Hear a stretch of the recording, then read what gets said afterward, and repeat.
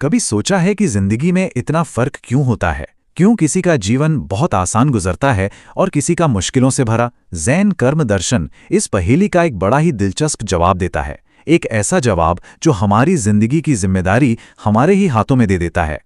चलिए देखते हैं कि ये फिलॉसफी हमें क्या सिखाती है। देखिए, हम सब अपने चारों तरफ की दुनिया को देखते हैं, है ना?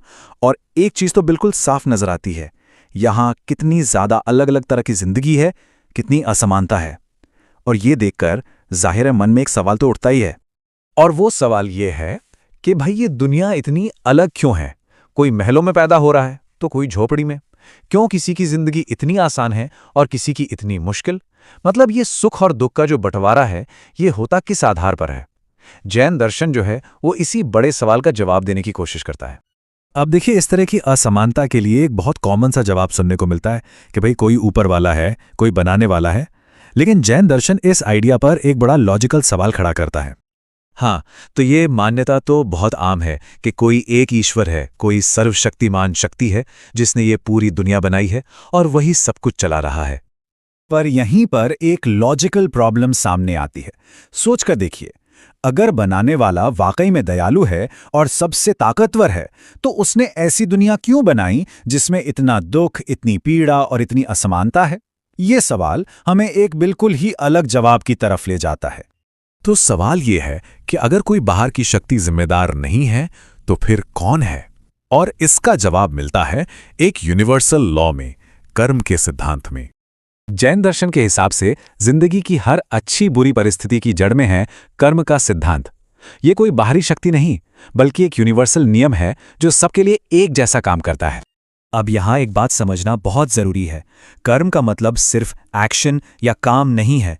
जैन दर्शन में कर्म को एक फिजिकल चीज माना गया है।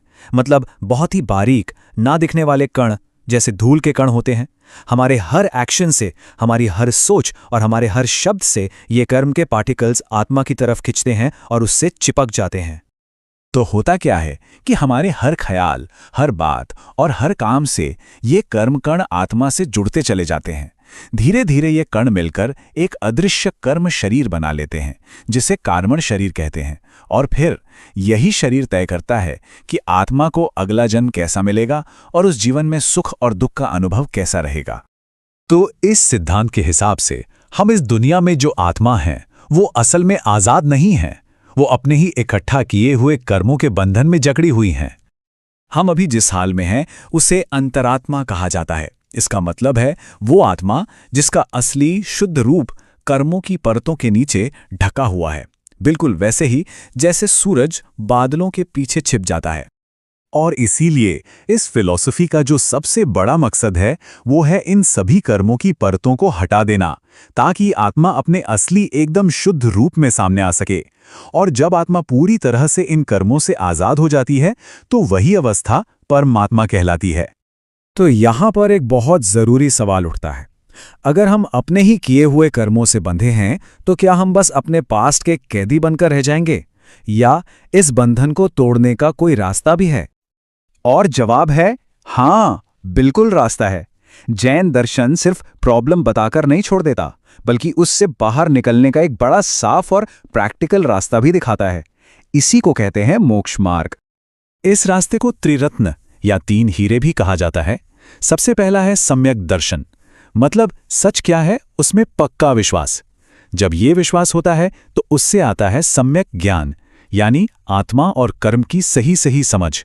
और फिर इस समझ को अपनी जिंदगी में उतारना, मतलब अच्छे से जीना, वो है सम्यक चरित्र। जब ये तीनों एक साथ मिलते हैं तो मुक्ति का रास्ता खुल जाता है। और यहां सबसे जरूरी बात यह है कि ये फिलॉसफी भाग्य पर सबको छोड़ने की बात नहीं करती। बिल्कुल नहीं।